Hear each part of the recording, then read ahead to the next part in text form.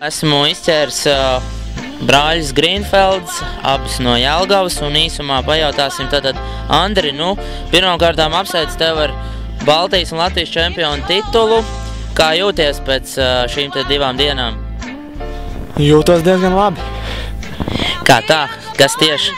Pirmā diena bija labi, šodien varbūt mazliet nepaveicās, bet vienalga, kopējais rezultāts labs. Esmu apmierināts. Šodien Kaspars uzvarēja, ja?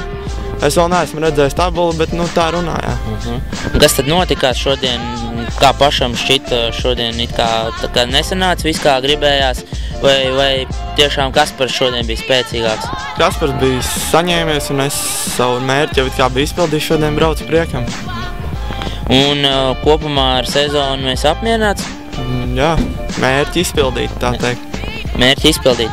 Andri, tu arī piedalīsies Šveicē mēneša beigās Nāciju kausā.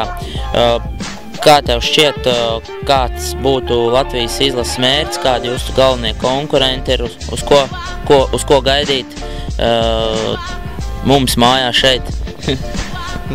Mērķis labi nobrauks, protams, kā vienmēr.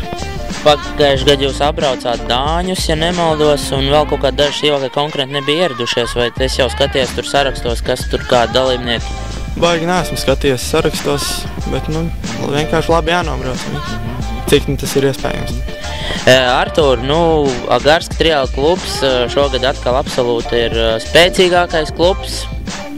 Kāds tavs komentārs, kā jums šī sezona ir pagājusi? Sezona pagājusi diezgan veiksmīgi, visi plāni ir izpildīti, kluba čempionāts ir uzvarēts, Andris ir gan Baltija, gan Latvija ir uzvarējis, tā kā manā skatījumā viss ir ļoti veiksmīgi. Un kādi vēl līdz šī gada beigām ir kaut kādi plāni, pasākumi bez Nāciju kausa klubam? Bez Nāciju kausa faktiski vairāk nav. Vēl ir pēdējais Igaunijas čempionāts, kur Andrim izšķirās ar Kasparu vēl ir cīņa.